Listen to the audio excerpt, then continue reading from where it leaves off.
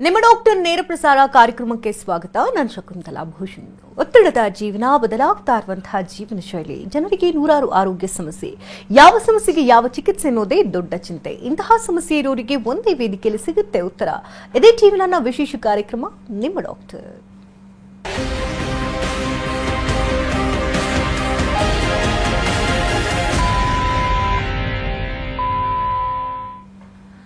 ಬದಲಾಗ್ತಾ ಇರುವಂತಹ ಜೀವನ ಶೈಲಿ ಮತ್ತು ಆಹಾರ ಕ್ರಮದಿಂದ ಅನೇಕ ರೀತಿಯ ಆರೋಗ್ಯ ಸಮಸ್ಯೆಗಳು ಪ್ರತಿಯೊಬ್ಬರನ್ನ ಬೆಂಬಿಡದೆ ಕಾಡ್ತಾ ಇದೆ.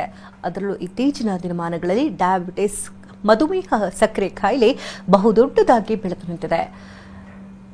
100% ಮಂದಿಗೆ ಡಯಾಬಿಟಿಸ್ ಅನ್ನುವಂತಹ ಕಾಯಿಲೆ ಸರ್ವೇ ಸಾಮಾನ್ಯವಾಗಿದೆ. ಹಿಂದೆಲ್ಲ ವಯೋಸಹಜ ಕಾಯಿಲೆಯಾಗಿತ್ತು, ಶ್ರೀಮಂತರ ಕಾಯಿಲೆ ಅಂತ ಹೇಳಲಾಗ್ತಾ ಇತ್ತು. ಆದರೆ ಇತ್ತೀಚಿನ ದಿನಮಾನಗಳಲ್ಲಿ ಸಣ್ಣ ಪುಟ್ಟ ವಯಸ್ಸಿನಲ್ಲಿ ಕೂಡ ಡಯಾಬಿಟಿಸ್ ಕಾಯಿಲೆ ಕಾಣಿಸ್ಕೊಳ್ತಾ ಇದೆ.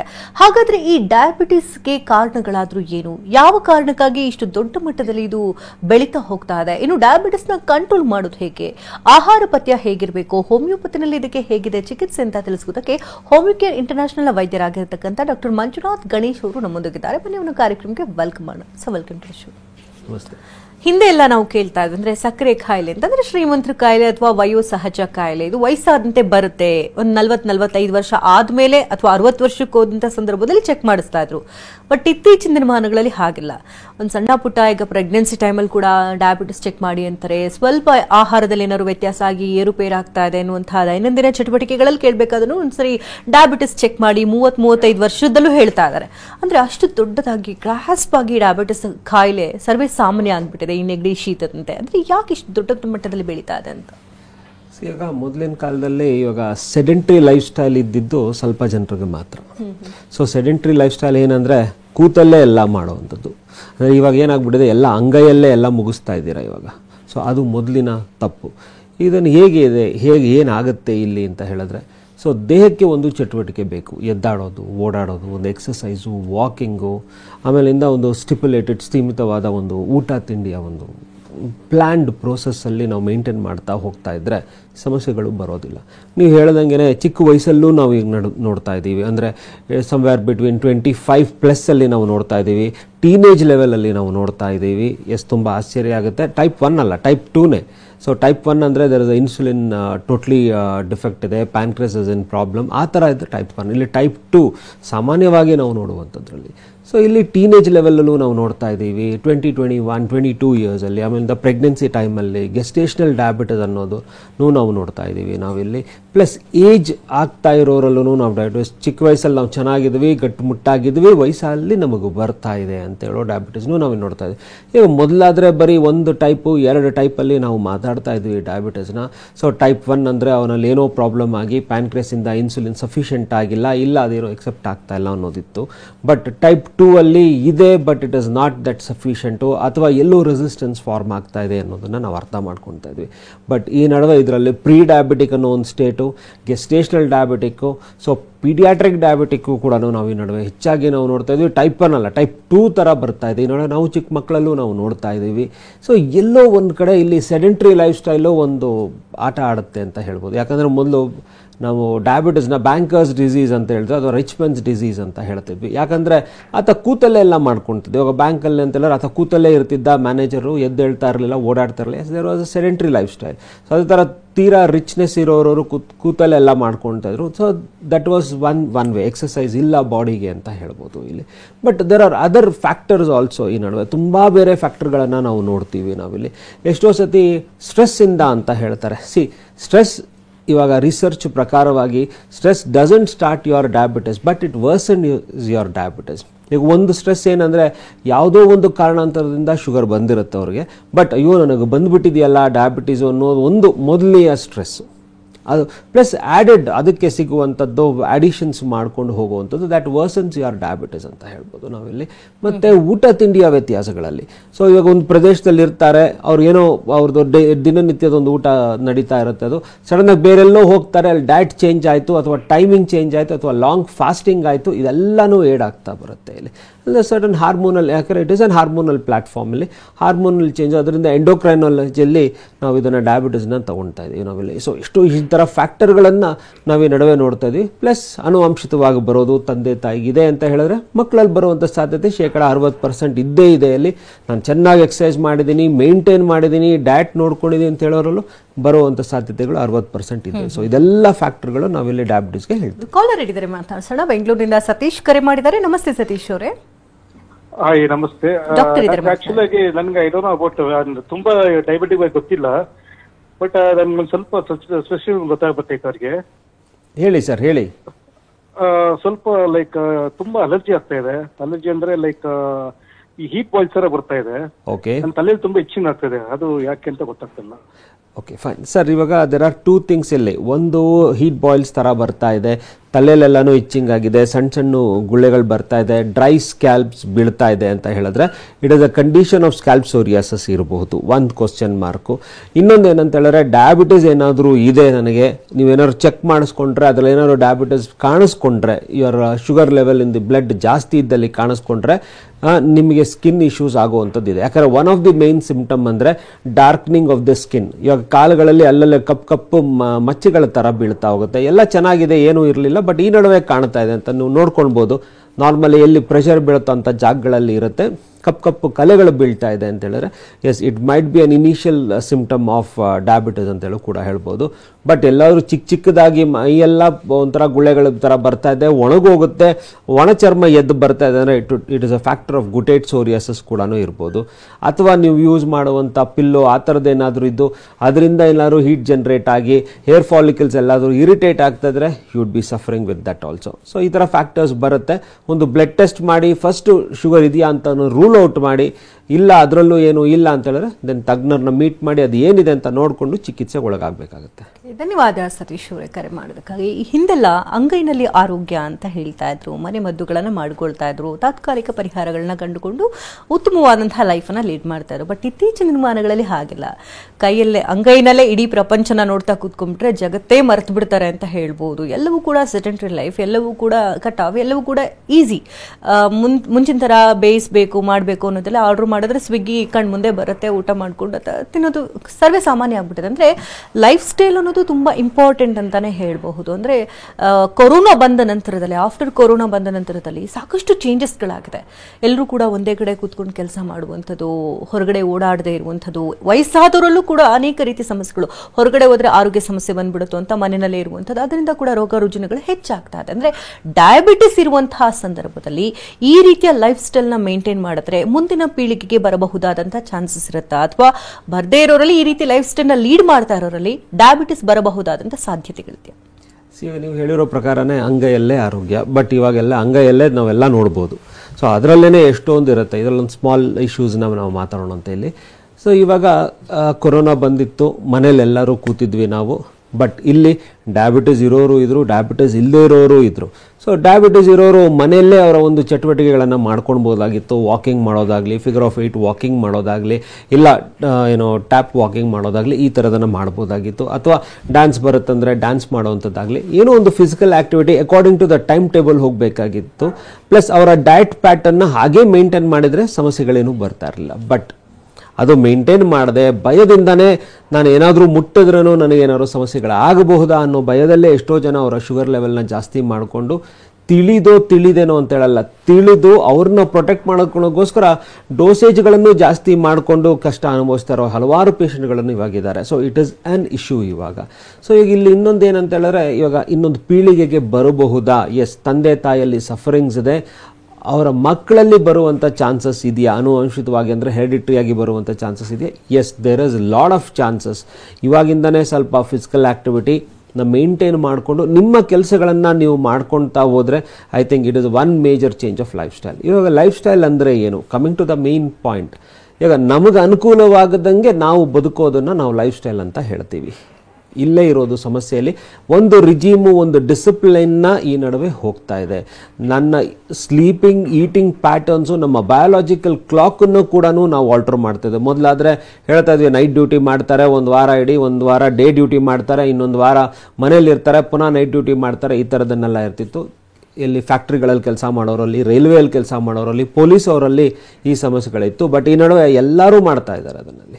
ಸೊ ಇಲ್ಲಿ ಎಷ್ಟೊಂದು ಸಮಸ್ಯೆಗಳಲ್ಲಿ ಅಂದರೆ ಒಂದು ಲಾಂಗ್ ಟರ್ಮ್ ಫಾಸ್ಟಿಂಗ್ ಮಾಡುವಂಥವ್ರು, 8 ಅವರ್ಸ್ಗಿಂತ ಜಾಸ್ತಿ ಫಾಸ್ಟಿಂಗ್ ಮಾಡಿ ಹೊಟ್ಟೆ ಕಟ್ಟಿಟ್ಟು ದಿನವಾಲು ಅಭ್ಯಾಸ ಮಾಡಿಕೊಂಡು ಮಾಡೋರಂಥರಲ್ಲಿ ನಾವು ಈ ನಡುವೆ ನೋಡ್ತಾ ಇದ್ದೀವಿ. ಸೆಡೆಂಟ್ರಿ ಆ್ಯಕ್ಟಿವಿಟಿ ಅಂದರೆ ಫಿಸಿಕಲ್ ಆ್ಯಕ್ಟಿವಿಟಿನ ಮಿನಿಮಲೈಸ್ ಮಾಡಿರೋರಲ್ಲೂ ನಾವು ನೋಡ್ತಾ ಇದ್ದೀವಿ. ಪ್ಲಸ್ ನನಗೆ ಶುಗರ್ ಬಂದುಬಿಟ್ಟಿದೆಯೋ, ಇಲ್ಲ ನನಗೇನೋ ಡಯಾಬಿಟಿಸ್ ಆಗಿದೆಯೋ, ಅದಕ್ಕೆ ಹೋಗೊಂದು ಓವರ್ ದ ಕೌಂಟರ್ ಮೆಡಿಸಿನ್ ಕೇಳುವಂಥದ್ದು, ಇಲ್ಲ ರಾಂಗ್ ಪ್ರಿಸ್ಕ್ರಿಪ್ಷನ್ ಮಾಡುವಂಥದ್ರಲ್ಲೂ ಕೂಡ ನಾವು ಇವಾಗ ಹೆಚ್ಚಾಗಿ ನಾವು ನೋಡ್ತಾ ಇದ್ದೀವಿ. Coming back to the pandemic ಕಂಡೀಷನ್ಸಲ್ಲಿ ಬಂದಾಗ ರಿಟೆನ್ಷನ್ಸು, ಇಲ್ಲ ನಾನೇನಾದರೂ ಮಾಡಿದ್ರೆ ಸಮಸ್ಯೆ ಆಗುತ್ತಾ, ಒಂದು ಭಯದಲ್ಲಿ ಉಳ್ಕೊಂಡಿರೋರಂಥವರಲ್ಲೂ ಈ ನಡುವೆ ನಾವು ಹೆಚ್ಚಾಗಿ ಡಯಾಬಿಟಿಸ್ ಸಮಸ್ಯೆಗಳನ್ನು ನಾವು ನೋಡ್ತಾ ಇದ್ದೀವಿ. ಮತ್ತೆ ಈಗ ಆಹಾರ ಪಥ್ಯ ನೋಡೋದಾದ್ರೆ ತುಂಬಾ ಜನ ಹೇಳ್ತಾರೆ, ಈಗ ಒಂದ್ಸರಿ ಡಯಾಬಿಟಿಸ್ ಕಾಣಿಸ್ಕೊಂಡಿದೆ, ನಾನು ಆಹಾರದಲ್ಲಿ ಎಲ್ಲವನ್ನ ಕಂಟ್ರೋಲ್ ಮಾಡ್ತೀನಿ, ಎಕ್ಸರ್ಸೈಸ್ ಮಾಡ್ತೀನಿ, ಸೊ ಡಯಾಬಿಟಿಸ್ ಕಂಟ್ರೋಲ್ ಬರುತ್ತೆ ಅಂತ ತುಂಬಾ ಜನ ಹೇಳ್ತಾರೆ. ಈಗ ನನಗೆ ಡಯಾಬಿಟಿಸ್ ಈಗ 400, 350 ಇದ್ರೂ ಕೂಡ ನನಗೇನು ಚೇಂಜಸ್ ಕಾಣ್ತಾ ಇಲ್ಲ, ನನ್ನ ದೇಹದಲ್ಲಿ ಏನು ನನಗೇನು ಹೊಸದಾಗೇನು ಅನ್ನಿಸ್ತಾ ಇಲ್ಲ, ಸೊ ನಾನು ಯಾಕೆ ಡಯಟ್ ಮಾಡಬೇಕು, ನಾನು ಒಳ್ಳೆ ಆಹಾರವನ್ನ ತಿನ್ಕೊಂಡು ಆರಾಮಾಗಿರ್ತೀನಿ, ಯಾವುದೇ ರೀತಿ ಮೆಡಿಸಿನ್ಸ್ ಟ್ಯಾಬ್ಲೆಟ್ ತಗೊಳ್ಳಲ್ಲ ಅಂತ ಈ ತರ ಮೊಂಡುವಾದಗಳು ಮಾಡೋರು ಇರ್ತಾರೆ. ಅಂದ್ರೆ ಈ ರೀತಿ ವೇರಿಯೇಷನ್ಸ್ ಇಂದ, ಅಂದ್ರೆ ಈ ರೀತಿ ಮನಸ್ಥಿತಿಯಿಂದ ಅಂದ್ರೆ ರೋಗ ಉಲ್ಬಣ ಆಗುವಂತ ಚಾನ್ಸಸ್ ಇದೆಯಾ, ಬೇರೆ ಏನಾದರೂ ಕಾಂಪ್ಲಿಕೇಶನ್ಸ್ ಆಗುತ್ತಾ, ಏನು ಹೇಳ್ತೀರಿ? ಎಸ್, ಡೆಫಿನೆಟ್ ಆಗಿ there are lot of complications. ಇವಾಗ ಈ ಥರ high level of sugar levels ಇದೆ, ನಾನು 350 ಮೇಲಿದ್ದೀನಿ, 250 ಮೇಲಿದ್ರೇ ತಪ್ಪು ಅಂತ ಹೇಳ್ತೀವಿ ನಾವು. 250, 350 ಮೇಲಿದ್ದೀನಿ, 400 ಮೇಲಿದ್ದೀನಿ, ಐ ಆಮ್ ಎಸಿಂಪ್ಟಮ್ಯಾಟಿಕ್, ನನಗೆ ಸಿಂಪ್ಟಮ್ಸ್ ಬರ್ತಾ ಇಲ್ಲ ಅಂತ ಹೇಳ್ತಾರೆ. ಬಟ್ ಇಲ್ಲಿ ಮ್ಯಾಕ್ರೋವ್ಯಾಸ್ಕ್ಯುಲರ್ ಆ್ಯಂಡ್ ಮೈಕ್ರೋವ್ಯಾಸ್ಕ್ಯುಲರ್ ಅನ್ನೋ ಸಮಸ್ಯೆಗಳಿದೆ. ಇಲ್ಲಿ ನಿಮ್ಮ ಹಾರ್ಟು, ನಿಮ್ಮ ನರ್ವಸ್ ಸಿಸ್ಟಮ್ಮು, ನಿಮ್ಮ ರಕ್ತನಾಳಗಳ ಸಮಸ್ಯೆ ಆಗುತ್ತೆ, ಕಿಡ್ನಿ ಸಮಸ್ಯೆ ಆಗುತ್ತೆ, ಲಿವರ್ ಸಮಸ್ಯೆ ಆಗುತ್ತೆ. ಇದನ್ನು ನೀವು ಇನ್ವೈಟ್ ಮಾಡ್ತಾ ಇದ್ದೀರಾ. So when you feel that ರಕ್ತದಲ್ಲಿ ನಿಮ್ಮ ಸಕ್ರಿಯ ಒತ್ತಡ ಜಾಸ್ತಿ ಇದೆ, ನಾರ್ಮಲ್ಗಿಂತ ಜಾಸ್ತಿ ಇದೆ ಅಂತ ಹೇಳಿದಾಗ you have to go under medication. First thing ಇಲ್ಲಿ. ಸೊ ನಾನು ಡಯಟಲ್ಲೇ ಮೇಂಟೈನ್ ಮಾಡ್ತೀನಿ, ಇನಿಷಿಯಲಿಟೀಸ್ ನೀವು ಈಗ ತಿಳ್ಕೊಂಡಿದ್ದೀರಾ, ಒಂದು 6 ತಿಂಗಳಿಂದ ನೀವು ರೆಗ್ಯುಲರ್ ಆಗಿ ನಿಮ್ಮ ಫ್ಯಾಮಿಲಿ ಡಾಕ್ಟರ್ ಮೀಟ್ ಮಾಡ್ತೀರಾ, ಚೆನ್ನಾಗಿದ್ದೀರಾ, ಸಡನ್ಲಿ ಒಂದಿನ ಯಾಕೋ ನೋಡ್ತೀರಾ ಚೆನ್ನಾಗಿ ತಿಂತಾ ಇದ್ದೀರಾ, ನೀವು ನೀರು ಚೆನ್ನಾಗಿ ಕುಡಿತಿದ್ರೆ, ಎಲ್ಲೋ ಸುಸ್ತಾಗ್ತದೆ, ಬಾಯಾರಿಕೆ ಜಾಸ್ತಿ ಆಗ್ತದೆ, ಯೂರಿನೇಷನ್ ಜಾಸ್ತಿ ಆಗ್ತದೆ, ವೆಯ್ಟ್ ಕಡಿಮೆ ಆಗ್ತಾ ಇದೆ. ಸೊ ಈ ಥರ ಸಿಂಪ್ಟಮ್ಗಳನ್ನು ನೀವು ಗ್ಯಾದರ್ ಮಾಡ್ತಾ ಇರ್ತೀರ. ಸೊ ಇದನ್ನು ಹೋಗಿ ನಿಮ್ಮ ಡಾಕ್ಟರ್ ಅಬ್ಸರ್ವ್ ಮಾಡಿದವ್ರ ಹತ್ರ ಹೇಳಿದಾಗ ನಿನಗೆಲ್ಲೋ ಶುಗರ್ ಬಂದಿರ್ಬೋದಪ್ಪ ಅಂತ ಚೆಕ್ ಮಾಡ್ತಾರೆ. ಚೆಕ್ ಮಾಡಿದಾಗ if there is slight elevation in your sugar levels ಇದ್ದರೆ ಡಯಟ್ ಮಾಡಿ, ಒಂದು ಫಿಸಿಕಲ್ ಆ್ಯಕ್ಟಿವಿಟಿನ ಸ್ವಲ್ಪ ಜಾಸ್ತಿ ಮಾಡಿ, ಎಕ್ಸಲರೇಟ್ ಸ್ವಲ್ಪ ಹೆಚ್ಚಿಗೆ ಮಾಡಿ. ಆದರೆ ಸೊ ಅದರಲ್ಲೂ ಕೂಡ ಮಾನಿಟರಿಂಗ್ ಮಾಡಿ. ಸೊ 3 ವೀಕ್ಸಲ್ಲಿ ಮಾನಿಟರ್ ಮಾಡಿ, where there is a low level, fine, ಅದನ್ನೇ ಕಂಟಿನ್ಯೂ ಮಾಡ್ಕೊಂಡು ಹೋಗಿ, ಫುಲ್ಲು ನಾರ್ಮಲ್ ಬರೋರ್ಗು ನೀವು ಮಾನಿಟರ್ ಮಾಡ್ತಾ ಹೋಗಿ ನಾರ್ಮಲ್ಗೆ ತನ್ನಿ. But again you have to still maintain the same diet, ಅದೇ ಡಯಟಲ್ಲಿ ಇರಬೇಕು, ಅದೇ ಫಿಸಿಕಲ್ ಆ್ಯಕ್ಟಿವಿಟಿಯಲ್ಲಿ ಇದ್ದರೆ ನಿಮ್ಮ ಒಂದು ನಾರ್ಮಲ್ಸಿ ಇರುತ್ತೆ. ಅಲ್ಲಿ ಇನ್ ಕೇಸ್ ಚೆನ್ನಾಗಿದೆ, ಒಂದು 3 ತಿಂಗಳು ನಾನು ಮಾಡಿದ್ದೀನಿ, ನಾರ್ಮಲ್ ಆಗಿದ್ದೀನಿ, ಬಿಡ್ತೀರಾ, ಪುನಃ ಚೆಕ್ ಮಾಡಿದ್ರೆ ಶುಗರ್ ಹೆಚ್ಚಿಗಿದ್ರೆ it requires your medication. But ಎಲ್ಲೇ ಒಂದು ವೇರಿಯೇಷನ್ ಇದ್ರೂ ಕೂಡ ನೀವು medications is very important. Along with that diet and physical activity is a must ಅಂತ ಹೇಳ್ತೀವಿ. ಎಷ್ಟೋ ಸತಿ ಹೆಡ್ ಸ್ಟ್ರಾಂಗ್ಸು, ನಾನು ಟ್ಯಾಬ್ಲೆಟ್ ತೊಗೊಳ್ತಾ ಇದ್ದೀನಲ್ವ, ನನಗೆ ಯಾಕೆ ಬೇಕು ಎಕ್ಸಸೈಸು, ನನಗೆ ಯಾಕೆ ಬೇಕು ಡಯಟು ಅಂತ ಹೇಳ್ತಾರೆ. ಸೊ ಇಲ್ಲಿ ನಿಮ್ಮ ಡಯಟು ಕೂಡ ಬೇಕಾಗುತ್ತೆ, ಪ್ಲಸ್ ನಿಮ್ಮ ಎಕ್ಸಸೈಸು ಬೇಕಾಗುತ್ತೆ to be in the minimalist medication ಅಂತ ಹೇಳ್ತೀನಿ ನಾನಿಲ್ಲಿ. ಸೊ ಅದರಿಂದ ಹೆಡ್ ಸ್ಟ್ರಾಂಗ್ಸ್, ಇವಾಗ ನನಗೇನೂ ಆಗಲ್ಲ, ಸಿಂಪ್ಟಮ್ಯಾಟಿಕ್ ಇರ್ತೀರಾ, ಸಡನ್ನಾಗಿ ಗೊತ್ತಾಗೋದಿಲ್ಲ ನಿಮಗೆ, ಹೆಚ್ಚು ಕಡಿಮೆ ಆಯಿತು ಅಂದರೆ who is responsible for it, it is your own self ಅಂತ ಹೇಳ್ಬೋದು.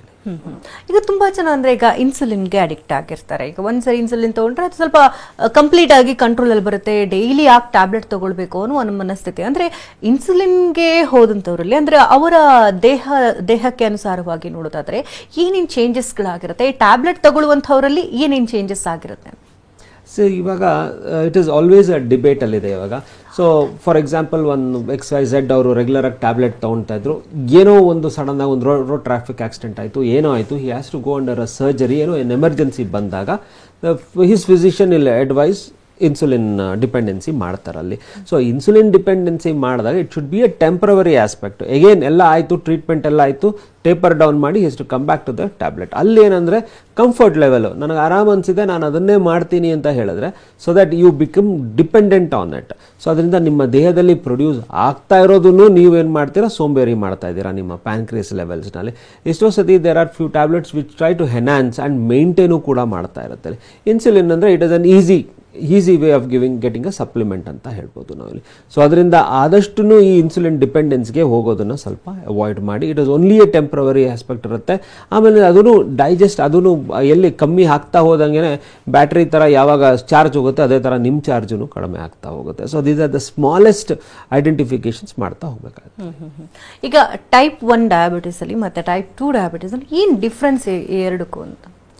ಈಗ ಟೈಪ್ 1 ಅಂತ ಹೇಳ್ತಾರೆ, ಟೈಪ್ 2 ಅಂತ ಹೇಳ್ತಾರೆ ಇದರಲ್ಲಿ. ಪ್ಲಸ್ ಇನ್ನು ಎರಡೂ ಕೂಡ ಇದಾದ್ಮೇಲಿಂದ ಹೇಳೋಣ. ಇಲ್ಲಿ ಟೈಪ್ 1 ಅಲ್ಲಿ ಏನಾಗಿರುತ್ತೆ ಅಂದರೆ, the pancreas which is giving out the insulin, ಒಂದೋ ಪ್ಯಾನ್ಕ್ರಿಯಾಟಿಕ್ ಪ್ರಾಬ್ಲಮ್ ಬರುತ್ತೆ, ಪ್ಯಾನ್ಕ್ರಿಯಟೈಟಿಸ್ ಆಗಿರುತ್ತೆ, ಇಲ್ಲ ರೋಡ್ ಟ್ರಾಫಿಕ್ ಆಕ್ಸಿಡೆಂಟ್ ಆಗಿರುತ್ತೆ, ಇಲ್ಲ ಹುಟ್ಟದಾಗಿಂದ ಏನೋ ಒಂದು ಸಮಸ್ಯೆಗೆ ಬಂದು ಅವರ ಒಂದು ಇನ್ಸುಲಿನ್ ಪ್ರೊಡಕ್ಷನ್ನು ಕಡಿಮೆ ಆಗಿರುತ್ತೆ. ಸೊ ಐದರ್ ನಿಲ್ಲು ಕೂಡ ಅಂತ ಆಗುವಂಥ ಸಾಧ್ಯತೆಗಳಿದೆ. ಆವಾಗ ಏನಾಗುತ್ತೆ, ಇವ್ರನ್ನ ಇನ್ಸುಲಿನ್ ಡಿಪೆಂಡೆಂಟ್ ಆಗಿ ಮಾಡ್ತೀವಿ, ಅಂದರೆ ಪರ್ಮನೆಂಟ್ಲಿ ಅವರು ಇನ್ಸುಲಿನನ್ನು ತೊಗೊಳ್ಬೇಕು ಅನ್ನೋದನ್ನು ಬರುತ್ತೆ ಇಲ್ಲಿ. ಸೊ ಇದನ್ನು ನಾವು ಟೈಪ್ 1 ಅಂತ ಹೇಳ್ತೀವಿ. ಅದೇ ಟೈಪ್ 2 ಅಲ್ಲಿ ಏನಾಗುತ್ತೆ, ಚೆನ್ನಾಗಿದ್ರು ಇವರು, ಆರಾಮಾಗಿದ್ರು, ಒಂದು ನಾರ್ಮಲ್ ಆಗಿ ಒಂದು 40 ಮೇಲೆ ಅಂದರೆ 45+ ಅಲ್ಲಿ ಡಯಾಬಿಟಿಸ್ ಬರೋದು ಅಂತ ಒಂದು ಕ್ಯಾಲ್ಕುಲೇಷನ್ಸ್ ಇತ್ತು. ಬಟ್ ಇನ್ನೊಂದು ಎಲ್ಲರಲ್ಲೂ ಬರ್ತಾ ಇದೆ ಅದು. ಸೊ ಎಲ್ಲಿ ಚೇಂಜಸ್ ಕಾಣಿಸ್ತಾ ಇದೆ ಅಂತೇಳಿ ಅರ್ಥ ಆಯ್ತಾಗ ಅಲ್ಲಿ ಅವರ ಒಂದು ಪ್ರೊಡಕ್ಷನ್ ಆಫ್ ಇನ್ಸುಲಿನ್ ಒಂದು ಕಮ್ಮಿ ಆಗಿರ್ಬೋದು, ಅಥವಾ ಬಾಡಿಯಲ್ಲಿ ರೆಸಿಸ್ಟೆನ್ಸ್ ಆಗಿರ್ತಾ ಇರುತ್ತೆ ಅಲ್ಲಿ. ಸೊ ಇದರಲ್ಲಿ ಇನ್ನೊಂದು ಫ್ಯಾಕ್ಟರ್ ಏನಂದರೆ, ಇನ್ಸುಲಿನ್ ಕೆಲಸ ಏನು ಅಂತ ಹೇಳಿದ್ರೆ ಪ್ರತಿಯೊಂದು ಸೆಲ್ಗೋಗಿ ಕೀ ಥರ ಅದು ಆ ಲಾಕನ್ನು ಓಪನ್ ಮಾಡುತ್ತೆ, ಗ್ಲೂಕೋಸ್ನ ಒಳಗಡೆ ಬಿಡುತ್ತೆ, it goes under an activity, ಒಂದು ರಿಯಾಕ್ಷನ್ ಆಗಿ it becomes N energy. So in case that particular cell ಹೋಗ್ತಾ ಇರುವಂಥ ಇನ್ಸುಲಿನ್ ಕೀ ಒಂದೋ ಡಿಫೆಕ್ಟಿವ್ ಆಗಿದೆ, ಅಲ್ಲ ಅದರ ಕ್ವಾಂಟಮ್ ಕಮ್ಮಿ ಆಗಿದೆ ಅಂತ ಹೇಳಿದ್ರೆ ಸಮಸ್ಯೆಗಳು ಸ್ಟಾರ್ಟ್ ಆಗುತ್ತೆ ಅಲ್ಲಿ. ಅದೇ ಥರ ಅಲ್ಲಿರುವಂಥ ಸೆಲ್ ಲಾಕು, ಅದಕ್ಕೆ ಕೊಲೆಸ್ಟ್ರಾಲು ಫ್ಯಾಟ್ ಅಂಟ್ಕೊಂಡಿದೆ, ಅಲ್ಲೇನೋ ಡಿಫೆಕ್ಟಿವ್ ಎಂಟ್ರೆನ್ಸ್ ಆಗ್ತಾ ಇದೆ ಅಂತ ಹೇಳಿದಾಗಲೂ ಕೂಡ ಇನ್ಸುಲಿನ್ ಉಳ್ಕೊಳ್ಳೋದು. ಸೊ ರೆಸಿಸ್ಟೆನ್ಸ್ ಅಂತ ಹೇಳ್ತೀವಲ್ಲ, ಇದೇನೇ ಇಲ್ಲಿ ಕಾಣುತ್ತೆ ಇಲ್ಲಿ. ಸೊ ಈ ಥರ ಕಂಡೀಷನಲ್ಲಿ ಬರುವಂಥದ್ದನ್ನು ನಾವು ಟೈಪ್ 2 ಅಂತ ಹೇಳ್ತೀವಿ. ಇದರಲ್ಲೇ ಗೆಸ್ಟೇಷನಲ್ ಡಯಾಬಿಟಿಸ್ ಅಂದರೆ during the time of pregnancy, normally 4th 5th ಮಂತಲ್ಲಿ due to the diet and the lifestyle ಚೇಂಜಸಲ್ಲಿ, ಹಾರ್ಮೋನಲ್ ಚೇಂಜಸಲ್ಲಿ ಹೆಣ್ಮಕ್ಳಲ್ಲಿ ಬರುತ್ತೆ ಇದು. ಆ್ಯಂಡ್ ಹೋಗುತ್ತೆ, ಡೆಲಿವರಿ ಆದ ತಕ್ಷಣ ಕಮ್ಮಿ ಆಗುತ್ತೆ. But it is an warning sign that ಫ್ಯೂಚರಲ್ಲಿ ಬರಬಹುದು ಅನ್ನೋ ಒಂದು ವಾರ್ನಿಂಗ್ ಸೈನ್. ಪ್ರೀ ಡಯಾಬಿಟಿಕ್ ಅಂತ ಹೇಳ್ತೀವಿ. ಎಲ್ಲೋ ಸಡನ್ನಾಗಿ ಚೆಕ್ ಮಾಡ್ತೀರಾ, ಸ್ಲೈಟಾಗಿ ಎಲಿವೇಟೆಡ್ ಇರುತ್ತೆ. So it is between somewhere above 6, 6.5 ಮೇಲೆ ರೆಗ್ಯುಲರ್ ಆಗಿ ಇದೆ, ನೀವು ನೋಡ್ತಾ ಇದ್ದೀರಾ ಅಂತ ಹೇಳಿದ್ರೆ ಇವರು ಪ್ರೀ ಡಯಾಬಿಟಿಕ್ ಅಂತ ಹೇಳ್ತೀವಿ. ಸೊ ನಿಮ್ಮ ಫಾಸ್ಟಿಂಗು, ನಿಮ್ಮ ಪೋಸ್ಟ್ ಪ್ಯಾಂಡಮಿಲ್ಲು, ಇದರದೆಲ್ಲನೂ ಕ್ಯಾಲ್ಕುಲೇಷನ್ಸ್ನ ಕರೆಕ್ಟಾಗಿ ತಗೊಂಡಾಗ ಗೊತ್ತಾಗುತ್ತೆ ನೀವು ಪ್ರೀ ಡಯಾಬಿಟಿಕ್ ಅಲ್ವಾ ಅಂತ ಹೇಳ್ಬಿಟ್ಟು. ಇನ್ನಷ್ಟು ಮಾಹಿತಿಯನ್ನು ಪಡ್ಕೊಳ್ತೀನಿ. ವಿತನ ಸಂಚಿಕೆಯಲ್ಲಿ ಮಧುಮೇಹ ರೋಗದ ಬಗ್ಗೆ ಮಾತನಾಡ್ತಾ ಇದ್ವಿ. ಈ ಬಗ್ಗೆ ಮಾತನಾಡೋದಕ್ಕೆ ಹೋಮಿಯೋಕೇರ್ ಇಂಟರ್ನ್ಯಾಷನಲ್ ವೈದ್ಯರಾಗಿರ್ತಕ್ಕಂಥ ಡಾಕ್ಟರ್ ಮಂಜುನಾಥ್ ಗಣೇಶ್ ಅವರು ನಮ್ಮೊಂದಿಗಿದ್ದಾರೆ. ಇನ್ನಷ್ಟು ಮಾಹಿತಿಯನ್ನು ಪಡ್ಕೊಳ್ಳೋಣ. ಈಗ ತುಂಬ ಜನರಿಗೆ ಅಂದರೆ ಡಯಾಬಿಟಿಸ್ ಬರಬಹುದು ಅನ್ನುವಂಥ ಒಂದು ಸೂಚನೆಗಳು ಸಿಗ್ತಾ ಇರುತ್ತೆ. ಲೈಫ್ ಸ್ಟೈಲ್ ಚೇಂಜಸ್ ಅಂದರೆ ತುಂಬ ನಿದ್ರಾಹೀನತೆ ಆಗಿರ್ಬೋದು, ಲೇಸಿನೆಸ್ ಆಗಿರ್ಬೋದು, ಓವರ್ ವೇಟ್ ಆಗಿರುವಂಥದ್ದಾಗಿರ್ಬೋದು, ಅಥವಾ ಹೆಚ್ಚು ಕ್ರೇವಿಂಗ್ಸ್ ಬರ್ತಾ ಇರುವಂಥದ್ದು, ಅಂದರೆ ಈ ರೀತಿ ಸಿಂಪ್ಟಮ್ಸ್ಗಳು ಅಂತೂ ಡಾಕ್ಟರ್ ಹತ್ರ ಹೋಗೋಕ್ಕೆ ಭಯ ಪಡ್ಕೊಳ್ತಿರ್ತಾರೆ. ಒಂದು ವೇಳೆ ಪಾಸಿಟಿವ್ ಆಗಿಬಿಟ್ಟು ಅಂದರೆ ಡಯಾಬಿಟಿಸ್ ಇದೆ ಅಂತ ಅಂದ್ಬಿಟ್ರೆ ಏನು ಮಾಡೋದು, ಈ ರೀತಿ ಒಂದು ಆತಂಕಗಳೆಲ್ಲವೂ ಕೂಡ ಇರುತ್ತೆ. ಸೊ ನಿಮ್ಮ ಹತ್ರ ಬಂದರೆ ಅಂದರೆ ಹೇಗೆ ಡಯಾಗ್ನೋಸ್ ಮಾಡ್ತೀರಿ? ಅಂದರೆ ವಿತೌಟ್ ಟ್ಯಾಬ್ಲೆಟ್ ಮತ್ತು ಇನ್ಸುಲಿನ್ ತಗೊಳ್ಳುವಂಥದ್ದಾಗಿರ್ಬೋದು, ಅದೆಲ್ಲ ಇಲ್ಲದೇ ಹಾಗೆ ಲೈಫ್ ಸ್ಟೈಲ್ನ ಬ್ಯಾಲೆನ್ಸ್ ಮಾಡೋದ್ರ ಮೂಲಕ ಡಯಾಬಿಟಿಸ್ನ ಕಂಟ್ರೋಲಲ್ಲಿ ಅಥವಾ ತೊಡೆದು ಹಾಕೋದಕ್ಕೆ ಸಾಧ್ಯ ಇದೆಯಾ? ಹೋಮಿಯೋಪತಿನಲ್ಲಿ ಚಿಕಿತ್ಸೆ ಹೇಗೆ? ಇವಾಗ ಫಸ್ಟ್ ಅಂತ ಹೇಳಿದ್ರೆ ಲೈಫ್ ಸ್ಟೈಲ್ ಚೇಂಜಸ್ ಮಾಡೋದ್ರಿಂದ you can maintain your diabetes. But ತೆಗೆದಾಗೋದಕ್ಕೆ ಅಂದರೆ ಟ್ರೀಟ್ಮೆಂಟು ನಿಮಗಲ್ಲಿ ಬೇಕೇ ಬೇಕು. ಇವಾಗ ನಾವು ಹೋಮಿಯೋಕೇರಲ್ಲಿ ಯಾವ ಥರ ಟ್ರೀಟ್ಮೆಂಟ್ನ ಮಾಡ್ತೀವಿ ಅಂತ ಹೇಳಿದ್ರೆ, ಸೊ ಇವಾಗ ಒಂದು ಪೇಷಂಟ್ ಬರ್ತೀರಾ, ನೀವು ಬಂದು ನಿಮ್ಮ ವರ್ಬಲ್ ಎಕ್ಸ್ಪ್ರೆಷನ್ಸ್ ನೀವು ಅಲ್ಲಿ ಸ್ಟಾರ್ಟ್ ಮಾಡ್ತೀರಾ. ಡಾಕ್ಟ್ರೇ, ನಾನು ಈ ವಯಸ್ಸಲ್ಲಿ ಈ ಥರ ಗಟ್ಟಿಮುಟ್ಟಾಗಿದ್ದೆ, ಇವಾಗ ತುಂಬ ತಿಂತಾ ಇದ್ದೀನಿ ನಾನು, ಬಟ್ ಸಣ್ಣ ಆಗ್ತಾ ಇದ್ದೀನಿ, ಯಾಕೋ ಎಲ್ಲ ಮೂಳೆಗಳು ಎದ್ದು ಕಾಣ್ತಾ ಇದೆ. ನಿಮ್ಮ ಜೊತೆಲಿ ಬಂದಿರೋರು ಡಾಕ್ಟ್ರೆ ಗುಂಡಿಗೆ ದಪ್ಪಗಿದ್ದ ಏನೋ, ಇವಾಗೆಲ್ಲ ಮೂಳೆಗಳು ಎದ್ದು ಕಾಣ, ಅವರು ಸಪೋರ್ಟ್ ಮಾಡ್ತಾರೆ ಅಲ್ಲಿ. ಸೊ ಆಮೇಲಿಂದ ತುಂಬ ನೀರು ಕುಡಿತೀನಿ, ತುಂಬ ಯೂರಿನೇಷನ್ಗೆ ಹೋಗ್ತಾ ಇದ್ದೀನಿ ನಾನು, ಆಮೇಲಿಂದ ಎಲ್ಲೋ ಇರಿಟೇಷನ್ನು, ಇಚ್ಚಿಂಗ್ ಫ್ಯಾಕ್ಟರ್ಸ್ ಇದೆ, ಸ್ಕಿನ್ನಲ್ಲಿ ಎಲ್ಲೋ ಗಾಯ ಆದರೆ ಅದು ಒಣಗುತ್ತಾ ಇಲ್ಲ ಬೇಗ, ಈ ಥರ ಸಿಂಪ್ಟಮ್ಗಳನ್ನು ನೀವು ಕೊಡ್ತಾ ಹೋಗ್ತೀರಾ. ಸೊ ನಾವು ಈ ಸಿಂಪ್ಟಮ್ಗಳನ್ನೆಲ್ಲ ಕಲೆಕ್ಟ್ ಮಾಡ್ಕೊಳ್ತೀವಿ. So this is the first preliminaries. ಆಮೇಲೆ ನಾವು ನಿಮಗೆ ಸ್ವಲ್ಪ ಕ್ವಶನ್ಗಳನ್ನು ಹಾಕ್ತೀವಿ. ಯಾವಾಗಿಂದ ಆಯಿತು, ನೀವೇನು ಮಾಡಿದ್ರಿ, ಹೇಗೆ, ಏನಾದರೂ ವೇರಿಯೇಷನ್ಸ್ ಇದೆಯಾ, ಏನಾದ್ರು ಮೆಡಿಸಿನ್ ಮಾಡ್ಕೊಂಡ್ರಾ, ಇಲ್ಲ ಬೇರೆ ಏನಾದರೂ ಸಮಸ್ಯೆಗಳು ಆಗಿತ್ತಾ, ಮೆಡಿಕಲಿ ಬೇರೆ ಏನಾದರೂ ಪ್ರಾಬ್ಲಮ್ಸ್ ಆಗಿತ್ತಾ, ಸೊ ಅದರಿಂದ ಏನಾದರೂ ಈ ಥರ ಸಮಸ್ಯೆಗಳು ಬರ್ತಾ ಇದೆಯಾ, ಅಲ್ವಾ ಬೇರೆ ಏನಾದರೂ ಮೆಡಿಸಿನ್ ತೊಗೊಳ್ತಾ ಇದ್ರೆ ಥೈರಾಯ್ಡ್ಗಾಗಿರ್ಬೋದು, ಹಾರ್ಟ್ ಕಂಪ್ಲೇಂಟ್ಸ್ ಆಗಿರ್ಬೋದು, ವೀನಸ್ ಕಂಪ್ಲೇಂಟ್ಸ್ಗಾಗಿರ್ಬೋದು, ಏನಾದ್ರು ತೊಗೊಳ್ತಾ ಇದ್ದೀರಾ ಅಂತ ಕೇಳ್ತೀವಿ. ಅಥವಾ ಸ್ಕಿನ್ ಟ್ರೀಟ್ಮೆಂಟ್ ಏನಾದ್ರು ಮಾಡ್ಕೊಂಡ್ರಾ ಅನ್ನೋ ಡೀಟೇಲ್ಗಳನ್ನು ಕೇಳ್ತೀವಿ ನಾವಿಲ್ಲಿ. ಸೊ ಇದಾದ ನಂತರ ನೆಕ್ಸ್ಟ್ ಲೆವೆಲು ತಂದೆ ತಾಯಿ ಬಗ್ಗೆ ಕೇಳ್ತೀವಿ. ಅವರಲ್ಲಿ ಏನಾದರೂ ಡಯಾಬಿಟಿಸ್ ಇದೆಯಾ, ಯಾಕಂದರೆ ಜೆನೆಟಿಕಲಿ ನಿಮಗೆ ಬಂದಿರುತ್ತೆ. ಸೊ ಅಲ್ಲಿ ಎಷ್ಟು ಶೇಕಡವಾಗಿ ಅವರು ಸಫರ್ ಆಗ್ತಾ ಇದ್ದಾರೆ, ನೀವು ಯಾವ ಲೆವೆಲ್ವರೆಗೂ ಸಫರ್ ಆಗ್ಬೋದು ಒಂದು ಇಂಡಿಕೇಶನ್. ಅದಕ್ಕೇನೆ ಪೇರೆಂಟಲ್ ಹಿಸ್ಟ್ರಿ ಅಂತ ಕೇಳ್ತೀವಿ ನಾವು, ಫ್ಯಾಮಿಲಿ ಹಿಸ್ಟ್ರಿ ಅಂತ ಕೇಳ್ತೀವಿ ನಾವು, ಇನ್ನೇನು ಬೇರೆ ಡೀಟೇಲ್ಸ್ಗಲ್ಲ. ಸೊ ಯಾವ ಮಟ್ಟಿಗೆ ನೀವು ಸಫರ್ ಆಗಬಹುದು ಅನ್ನೋ ಹಿಂಟ್ ಸಿಗುತ್ತೆ. ಅದಾದ್ಮೇಲಿಂದ ನಿಮ್ಮ ದಿನಚರಿ ಏನು ಹೇಳಿ ಅಂತ ಹೇಳ್ತೀವಿ. ಬೆಳಗ್ಗೆ ಎದ್ದಾಗಿಂದ ಸಂಜೆವರೆಗೂ ಏನು ಮಾಡ್ತೀರಾ, ವಾಕಿಂಗ್ ಹೋಗ್ತೀರಾ, ಎಕ್ಸಸೈಸ್ ಮಾಡ್ತೀರಾ, ಜಿಮ್ಗೆ ಹೋಗ್ತೀರಾ, ಸ್ವಿಮ್ ಮಾಡ್ತೀರಾ, ಅಥವಾ ನಿಮ್ಮ ವರ್ಕ್ ಪ್ರೆಷರ್ ಏನಿದೆ, ನಿಮ್ಮ ಯಾವ ಪ್ಯಾಟರ್ನ್ ಆಫ್ ವರ್ಕ್ ಇದೆ, ಸೆಡೆಂಟ್ರಿ ವರ್ಕ್ ಇದೆಯಾ, ಇಲ್ಲ ಟ್ರಾವೆಲಿಂಗ್ ವರ್ಕ್ ಇದೆಯಾ, ಇಲ್ಲ ವೆರಿ ಎಕ್ಸ್ಟೆನ್ಸಿವ್ಲಿ ಮೈಂಡನ್ನು ಇಂಟೆನ್ಸ್ ಆಗಿ ಇಡುವಂಥ ವರ್ಕ್ ಇದೆಯಾ, ಅಂದರೆ ಸ್ಟಾಕ್ ಮಾರ್ಕೆಟ್ಸು ಈ ಥರದ್ದೆಲ್ಲ ಕೆಲಸಗಳಿದೆಯಾ ಅಂತ ತಿಳ್ಕೊಳ್ತೀವಿ ನಾವಿಲ್ಲಿ. ಊಟ ತಿಂಡಿ ಹೇಗಿದೆ ನಿಮ್ಮದು, ದಿನದಲ್ಲಿ ಒಂದು ಊಟ ತಿಂಡಿ ಹೇಗೆ ಮಾಡ್ತೀರಾ ಅಂತ ಡೀಟೇಲ್ ತೊಗೊಳ್ತೀವಿ. ಇದಾದ ನಂತರ ಸ್ವಲ್ಪ ಹೆಣ್ಮಕ್ಳ ಕಡೆ ಬಂದಾಗ ಅವರ ಒಂದು ಋತುಚಕ್ರದ ಡೀಟೇಲ್ಸು, ಯಾವಾಗ ಪೀರಿಯಡ್ ಅಪಿಯರ್ ಆಯಿತು, ಇವಾಗ ಹೇಗಿದೆ, ಪ್ರೆಗ್ನೆಂಟ್ ಎಷ್ಟಿದ್ರೆ, ಏನಾದ್ರು ಅಬಾರ್ಷನ್ಸ್ ಆದ್ರ, ಇಲ್ಲ ಏನಾದರೂ ಓರಲ್ ಕಾಂಟ್ರಾಸೆಪ್ಟಿವ್ಸ್ ಏನೋ ಯೂಸ್ ಮಾಡ್ತಾ ಇದ್ದೀರಾ, ಅಥವಾ ಇಂಟರ್ಮಿಡಿಯಂಟ್ ಕಾಂಟ್ರಾಸೆಪ್ಟಿವ್ಸ್ ಏನಾದ್ರು ತೊಗೊಳ್ತಾ ಇದ್ದೀರಾ ನೀವು, ಈ ಥರದ ಡೀಟೇಲ್ಗಳನ್ನು ತೊಗೊಳ್ತೀವಿ. ಯಾಕಂದರೆ ದೀಸ್ ಆರ್ ಆಲ್ ಏಡಿಂಗ್ ಫೀಚರ್ಸಲ್ಲಿ. ಆಮೇಲಿಂದ ಏನಾದ್ರು ಲೈಂಗಿಕ ಸಮಸ್ಯೆಗಳಿದ್ದು ಅದಕ್ಕೇನಾದರೂ ಮೆಡಿಕೇಶನ್ಸ್ ಮಾಡಿರೋದು, ಥೆರಪಿಗಳನ್ನು ಮಾಡ್ಕೊಂಡಿದ್ದೀರಾ ಅಂತ ಕೇಳ್ತೀವಿ. ಪುರುಷನಲ್ಲೂ ಅದೇ ಥರ ಡೀಟೇಲ್ಗಳನ್ನು ಕೇಳ್ತೀವಿ. ಪ್ಲಸ್ ಯೂರಿನೇಷನ್ ಪ್ಯಾಟರ್ನ್ಸಲ್ಲಿ ನಿಮ್ಗೆ ಏನಾದರೂ ನಿಮ್ಮ ಜೆನೈಟಲ್ಸಲ್ಲಿ ಇಚ್ಚು ಅಥವಾ ಉರಿ ಆಗ್ತಾ ಇದೆ, ಎಲ್ಲೋ ಒಂದು ಫಂಗಲ್ ಕಂಡೀಷನ್ಸು ಡೆವಲಪ್ ಆಗ್ತಾ ಇದೆ, ಒಂದು ಜೆನೈಟಲ್ ಥ್ರಶ್ ಅಂತ ಹೇಳ್ತೀವಿ. ಸೊ ಈ ಥರದ್ದು ಏನಾದ್ರು ಸಿಂಪ್ಟಮ್ಸ್ ಇದೆಯಾ ಅಂತ ಕೇಳ್ತೀವಿ. ಉದ್ದಾಗಲಗಳನ್ನೆಲ್ಲ ಲೆಕ್ಕಾಚಾರ ಹಾಕ್ಕೊಂಡು BP ಎಲ್ಲ ನೋಡಿ, ವೆಯ್ಟ್ ಎಲ್ಲ ಚೆಕ್ ಮಾಡಿ ನಿಮ್ಮ ಮನಸ್ಥಿತಿಗೆ ಬರ್ತೀವಿ ಅಲ್ಲಿ. ಸೊ ನಿಮ್ಮ ಮನಸ್ಥಿತಿಯಲ್ಲಿ ವ್ಯತ್ಯಾಸಗಳೇನಿದೆ, ಇದನ್ನು ಈ ಥರ ವರ್ಸ್ಟ್ ಆಗಿದೆಯೋ ಅಥವಾ ಈ ಕಂಡೀಷನ್ಗೆ ಬರೋದಕ್ಕೆ ನಿಮ್ಮ ಮನಸ್ಥಿತಿ ಎಷ್ಟು ಸಪೋರ್ಟ್ ಮಾಡಿದೆ ಅಂತ ಕೇಳ್ತೀವಿ. ಎಲ್ಲೋ ಸ್ಟ್ರೆಸ್ ಇದೆ, ಇಲ್ಲ ಒಂದು ಅಗಲಿಕೆ ಇರುತ್ತೆ, ಇಲ್ಲ ಏನೋ ಒಂದು ಗೆದ್ದಿರುವಂಥದ್ದು ಇರುತ್ತೆ, ಒಂದು ಖುಷಿಯಾದ್ರೂ ಸಮಸ್ಯೆಗಳು ಬರುವಂಥದ್ದಿದೆ, ದುಃಖದಲ್ಲೂ ಬರುವಂಥದ್ದಿದೆ. ಸೊ ಇದೆಲ್ಲ ಫ್ಯಾಕ್ಟರ್ಗಳನ್ನು ತಗೊಳ್ತೀವಿ. So we get to know your overall constitutions. ಇದರ ಪ್ರಕಾರವಾಗಿ ನಿಮ್ಗೊಂದು ಮೆಡಿಸನ್ನ ನಾವು ಸೆಲೆಕ್ಟ್ ಮಾಡಿ ಕೊಡ್ತೀವಿ. ಇದರ ಜೊತೆಯಲ್ಲಿ ಡಯಟ್ ಹೇಳ್ತೀವಿ, ನಿಮ್ಮ ಒಂದು ವಾಕಿಂಗ್ ಪ್ಯಾಟರ್ನ್ಗಳನ್ನ ಅಡ್ವೈಸ್ ಮಾಡಿ ಕೊಡ್ತೀವಿ. ಬಟ್ ಇಲ್ಲಿ ಏನಿದೆ ಅಂತ ಹೇಳಿದ್ರೆ, ವಿಶೇಷ ಏನಂತ ಹೇಳಿದ್ರೆ, ಈ ಸೆಲೆಕ್ಟ್ ಮಾಡಿರೋದು ಮೆಡಿಸಿನ್ ನಿಮ್ಮೊಬ್ರಿಗೇನೆ, ನಿಮ್ಮ ಜೊತೆಲೋ ಇಲ್ಲ ನಿಮ್ಮ ಫ್ರೆಂಡೋ ಯಾರಿಗೋ ಇದನ್ನು ಹಂಚಿದ್ರಿ ಅಂದರೆ ಅವರಲ್ಲಿ ಉಪಯೋಗ ಆಗದೆ ಬರುತ್ತೆ. ಯಾಕಂದರೆ ಅವರ ಮನಸ್ಥಿತಿಯಾಗಲಿ ಅವರ ಕಾನ್ಸ್ಟಿಟ್ಯೂಷನ್ ಆಗಲಿ ತಿಳಿದೇ ಇಲ್ಲ ಅಲ್ಲಿ. ಸೊ ನಿಮ್ಮದು ಮಾತ್ರ ತಿಳಿದಿರೋದ್ರಿಂದ ಈ ಮೆಡಿಕೇಶನ್ಸ್ ನಿಮಗೆ ಮಾತ್ರ ಸೀಮಿತವಾಗಿರುತ್ತೆ. ಅದನ್ನೇ ನಾವು ಹೋಮಿಯೋಕೇರಲ್ಲಿ ಕಾನ್ಸ್ಟಿಟ್ಯೂಷನಲ್ ಥೆರಪಿ ಅಂತ ಹೇಳೋದಿಲ್ಲ. ಈಗ ತುಂಬಾ ಜನ ಏನ್ ಮಾಡ್ತಾರೆ ಅಂದ್ರೆ, ಈಗ ಒಂದ್ಸರಿ ಡಾಕ್ಟರ್ನ ವಿಸಿಟ್ ಮಾಡಿದಂತ ಸಂದರ್ಭದಲ್ಲಿ ಕೊಡುವಂತಹ ಪ್ರಿಸ್ಕ್ರಿಪ್ಷನ್ಸ್ ಏನಿರುತ್ತೆ ಅದನ್ನೇ 6 ತಿಂಗಳ ತನಕ 7 ತಿಂಗಳ ತನಕ ಹೀಗೆ ಕಂಟಿನ್ಯೂ ಮಾಡಿಬಿಡ್ತಾರೆ ಹೊರತು ಮತ್ತೆ ರೋಗ ನಿಯಂತ್ರಣದಲ್ಲಿದೆಯಾ, ಏನಾಗಿದೆ ಎತ್ತ ಅನ್ನೋದ್ರ ಬಗ್ಗೆ ತಿಳ್ಕೊಳ್ಳೋದೇ ಇಲ್ಲ. ಸೊ ಈ ವಯಸ್ಸಾದವರಲ್ಲಿ ನಾವು ಕಾಮನ್ ಆಗಿ ನೋಡ್ತೇವೆ ಅಂದ್ರೆ, ವಾಕಿಂಗ್ ಹೋದಂಥ ಸಂದರ್ಭದಲ್ಲಿ ಸಡನ್ ಆಗಿ ಶುಗರ್ ಲೋ ಆಗಿ ಬೀಳುವಂಥದ್ದು. ಅಂದರೆ ಶುಗರ್ ಹೈ ಆದಾಗ ಏನು ನಾವು ನೋಡ್ತೀವಿ ಹೆಚ್ಚಿನದು, ಅದಕ್ಕಿಂತ ಹೊಡೆತ ಶುಗರ್ ಲೋ ಆದಾಗ ಪರಿಣಾಮಗಳನ್ನ ಎದುರಿಸಬೇಕಾಗುತ್ತೆ ಅಂತ ಹೇಳ್ತಾರೆ. ಅಂದರೆ ಈ ರೀತಿ ಟ್ಯಾಬ್ಲೆಟ್ನ ದೀರ್ಘಕಾಲವಾಗಿ ಒಂದೇ ಟ್ಯಾಬ್ಲೆಟ್ನ ಡಾಕ್ಟರ್ ಹತ್ರ ಮತ್ತೆ ತೋರಿಸ್ಕೊಳ್ದೇ ಇರೋದ್ರಿಂದ ಈ ರೀತಿ ಆಗುತ್ತಾ, ಏನು ಕಾರಣಗಳು ಅಂತ ಹೇಳ್ತೀರಿ? ಜೊತೆಗೆ ಲೋ ಶುಗರ್ ಎಷ್ಟು ಡೇಂಜರಸ್ ಅಂತ ಹೇಳ್ತೀವಿ? ಇವಾಗ ಲೋ ಶುಗರ್ ಅಂದರೆ ಏನು ಅಂತ ತಿಳ್ಕೊಳ್ಳೋಣಂತೆ. ಹೈಪೋಗ್ಲೈಸೆಮಿಕ್ ಅಂದರೆ ನಾರ್ಮಲ್ ಆಗಿ ಇರುವಂಥ ಮನುಷ್ಯನಲ್ಲೂ ಕೂಡ ಶುಗರ್ ಲೆವೆಲ್ ಕಡಿಮೆ ಆಗುತ್ತೆ. ತಿಂಡಿ ತಿಂದಿಲ್ಲ ಅಥವಾ ಉಪವಾಸ ಇದ್ರಿ ಅಥವಾ ಅರ್ಜೆನ್ಸಿ ಆಯಿತು ಅಂತ ಹೇಳೋದ್ರಲ್ಲಿ ನಿಮ್ಮ ಒಂದು ಬೇಕಾಗಿರುವಂಥ ಗ್ಲೂಕೋಸ್ ಲೆವೆಲ್ ಕಡಿಮೆ ಇದ್ದಾಗ ಯು ಫೇಂಟ್ ಆಫ್ ಅಥವಾ ಫೇಡ್ ಆಗ್ತೀರಾ ನೀವು ಅಂತ ಹೇಳ್ತೀವಿ. ಇದು ಡಯಾಬಿಟಿಕ್ ಪೇಷಂಟಲ್ಲೂ ಆಗ್ಬೋದು, ಇದು ನಾನ್ ಡಯಾಬಿಟಿಕಲ್ಲೂ ಕೂಡ ಆಗ್ಬೋದು, ಮೆನ್ಸ್ಟ್ರುವೇಟಿಂಗ್ ವುಮೆನ್ಸಲ್ಲೂ ಆಗ್ಬೋದು, ಇದು ನಾನ್ ಮೆನ್ಸ್ಟ್ರುವೇಟಿಂಗ್ ವುಮೆನ್ನಲ್ಲೂ ಕೂಡ ಆಗ್ಬೋದು ಇದು. ಸೊ ಇದನ್ನ ಯಾಕಂದರೆ ಎಷ್ಟೋ ಸತಿ ಅಲ್ಲಿ ಬರುತ್ತೆ, ಮೆನೋಪಾಸಲ್ ಸಿಂಡ್ರೋಮಲ್ಲಿ ಈ ಥರ ಆಗುತ್ತೆ ಅನ್ನೋದನ್ನು ಕೂಡ ನಾವು ಹೇಳ್ತೀವಿ ಅಲ್ಲಿ. ಸೊ ಈ ಥರ ಕಂಡೀಷನ್ಸ್ ಬರುತ್ತೆ. ಇಲ್ಲಿ ಏನಾಗ್ತಾರೆ ಅಂದರೆ, ನಿಮ್ಮ ಶುಗರ್ ಲೆವೆಲ್ ಏಕದಮ್ಮ ಕಮ್ಮಿ ಆದರೆ ಯು ಲೂಸ್ ಯುವರ್ ಸೆನ್ಸ್ ಇಲ್ಲಿ. ಅದರಿಂದ ಹುಷಾರಾಗಿರಬೇಕು ಅಂತ ಹೇಳ್ತೀವಿ. ಡಾಕ್ಟರ್, ಕಾರ್ಯಕ್ರಮಕ್ಕೆ ಆಗಮಿಸಿ ಡಯಾಬಿಟಿಸ್ ಬಗ್ಗೆ ಸಾಕಷ್ಟು ಮಾಹಿತಿಯನ್ನು ತಿಳಿಸ್ಕೊಟ್ರೆ ಧನ್ಯವಾದ ತಮಗೆ. ನಮಸ್ತೆ ವೀಕ್ಷಕರೇ, ಮಂಜುನಾಥ್ ಗಣೇಶ್ ಅವ್ರನ್ನ ಭೇಟಿಯಾಗಬೇಕು ಅಂದರೆ ಅಡ್ರೆಸ್ ಪ್ಲೇಟ್ ಈ ರೀತಿ ಇದೆ, ನೋಟ್ ಮಾಡ್ತೀವಿ. ಹೋಮಿಯೋಕೇರ್ ಇಂಟರ್ನ್ಯಾಷನಲ್ ಪ್ರೈವೇಟ್ ಲಿಮಿಟೆಡ್ ಬೆಂಗಳೂರಿನ ಶಾಖೆಗಳು ಜಯನಗರ, ಮಲ್ಲೇಶ್ವರಂ, ಇಂದಿರಾನಗರ ಮತ್ತು HSS ಲೇಔಟ್ನಲ್ಲಿದೆ. ಇತರೆ ಶಾಖೆಗಳು ದಾವಣಗೆರೆ, ಬೆಳಗಾವಿ, ಹುಬ್ಬಳ್ಳಿ, ಶಿವಮೊಗ್ಗ, ತುಮಕೂರು, ವಿಜಯಪುರ, ಬೀದರ್, ಹಾಸನ, ಮೈಸೂರು, ಮಂಗಳೂರು, ಕಲಬುರಗಿ, ಬಳ್ಳಾರಿನಲ್ಲಿದೆ. ದೂರವಾಣಿ ಸಂಖ್ಯೆ ಈ ರೀತಿ ಇದೆ: 9550001133, ಮತ್ತೊಂದು ಸಂಖ್ಯೆ 180010081212. ಇದು ಈ ಹೊತ್ತಿನ ವಿಶೇಷ. ನಿಮ್ಮ ಡಾಕ್ಟರ್ ನಿರಂತರ ಸುದ್ದಿಗಾಗಿ ನೋಡ್ತಾರೆ TV9.